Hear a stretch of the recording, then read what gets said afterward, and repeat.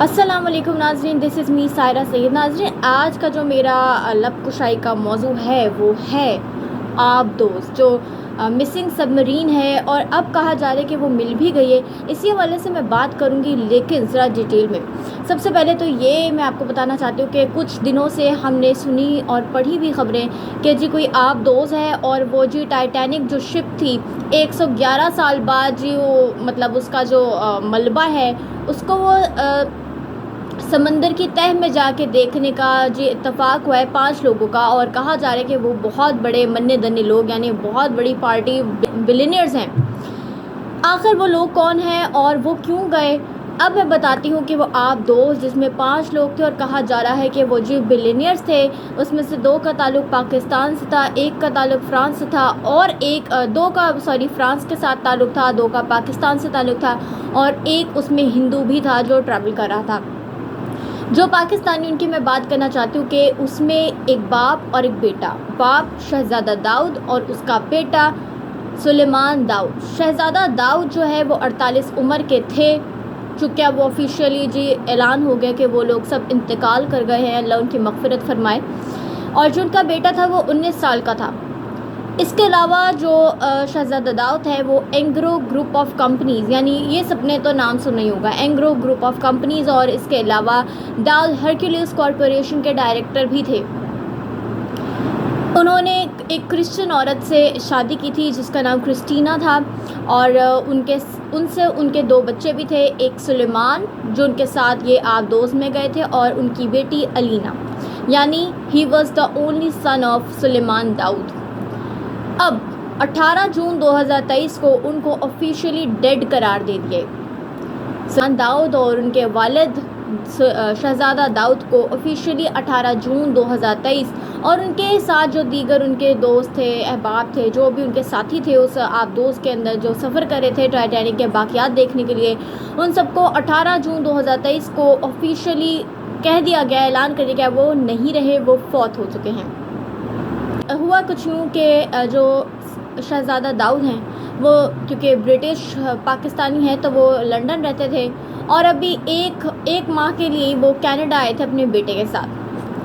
انہیں پیشنیٹ تو وہ بہت تھے ڈسکوری کے، ایڈونچرس کے، آرٹ کے، اس کے، تو انہوں نے سوچا کہ کیوں نہ ہم اتنے پیسے بھی ہیں تو کیوں نہ ہم ایڈونچر کرتے، کچھ نیو ڈسکور کرتے ہیں۔ آبدوز کے اندر جا کے ٹائٹینک جو 111 سال پرانی ہو چکی ہے بات، اس کے باقیات جا کے خود اپنی آنکھوں سے دیکھتے ہیں۔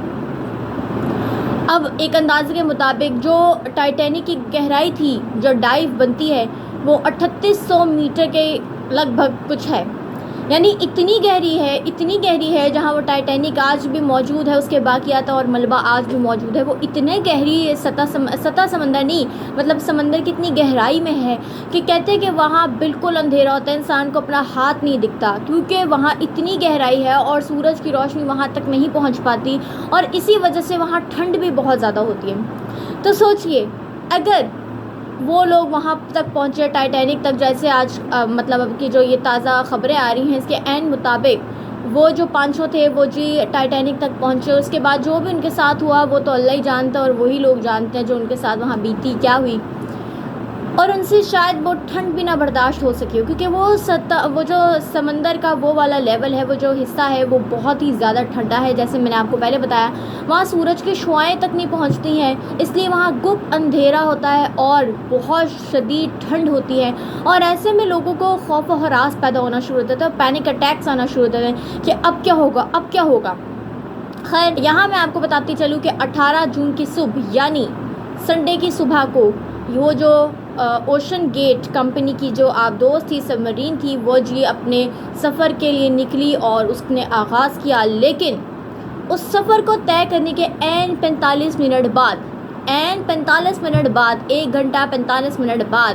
اس آبدوز کا جو کانٹیکٹ تھا، وہ شپ سے جس کسی سے بھی وہ کانٹیکٹ میں تھی وہ منقطع ہو گیا، رابطہ جیسے ہم کہتے ہیں منقطع ہو گیا، اس آبدوز کا رابطہ بھی منقطع ہو گیا، اور تبھی سے اس کی تلاش جاری تھی۔ اب چونکہ اس میں امریکن بھی تھا، ایک فرانسیسی بندہ بھی تھا، ایک فرینچ بھی تھا، اور اس کے ساتھ 2 پاکستانی اور ایک ہندو بھی تھے، تو اب ہوا کیا، فرانس، یو ایس اور کینیڈا کی سرچ مشینز جو تھی، سرچ آپریشن جو تھی وہ سمندر کے اندر جاری ہو گئے،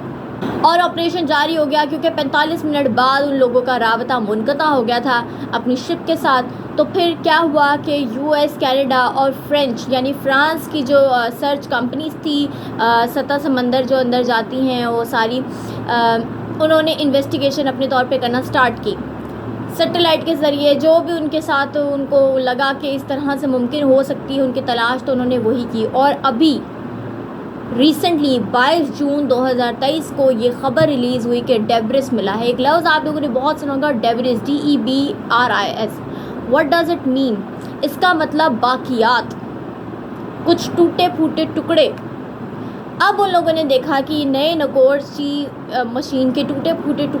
ٹکڑے ملے ہیں، اور یہ ایک دم سے جنگل کی آگ کی طرح یہ خبر پھیل گئی کہ مل گئے ہیں، لگتا ہے وہ لوگ بچ گئے ہیں یا وہ ادھر ادھر ہوں گے، اور کیا، کیونکہ صرف 3 دن کی انہیں آکسیجن تھی جو کہ دن بہ دن کم ہوتی گئی۔ یہ سنڈے کو صبح کا واقعہ ہے کہ وہ لوگ مس پلیس ہو گئے، رابطہ منقطع ہو گیا اینڈ آل، اور آج چونکہ سیٹرڈے ہے اور کل ان لوگوں کو آفیشیلی ڈیڈ ڈکلیئر کر دیا گیا۔ اوشن گیٹ کی جو سب مرین تھی، اس میں کون کون لوگ موجود تھے اس کا میں آپ کو بتاتی چلوں۔ شہزادہ داؤد اور ان کے 19 سال کے اکلوتے بیٹے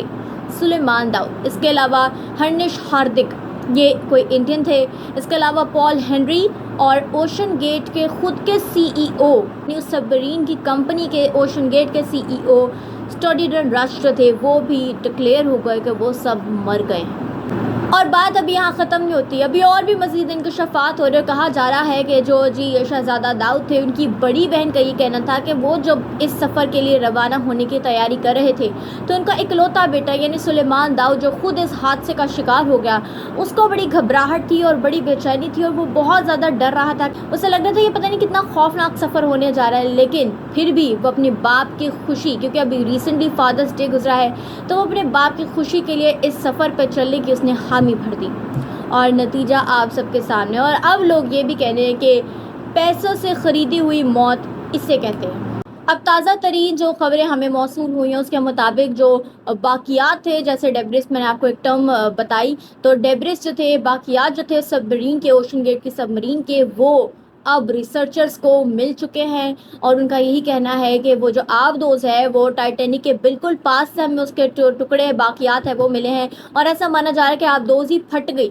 اب وہ کیسے پھٹی، اس میں کیا ہوا، کیونکہ اس میں کوئی ٹریکر انسٹال نہیں تھا اور ان کا رابطہ آلریڈی نہیں ہو رہا تھا، اور جیسے ایئر پلینس میں بلیک باکس ہوتا ہے اس طرح کا بھی کچھ اس میں تھا نہیں۔ تو اب یہ تو وہی لوگ جانے اور اللہ جانے کہ وہ کیسے پھٹی، یا ان کے ساتھ اس سمندر کی سطح میں کیا ہوا کیا نہیں ہوا۔ لیکن میں آپ سب سے کہتی ہوں کہ آپ ان پاکستانیوں کے لیے تو کم سے کم دعا کریں کہ اللہ انہیں جنت الفردوس میں اعلیٰ مقام عطا کرے۔ اور اسی ولاگ کے ساتھ اجازت، اگلے ولاگ میں ملوں گی، تب تک کے لیے اللہ حافظ۔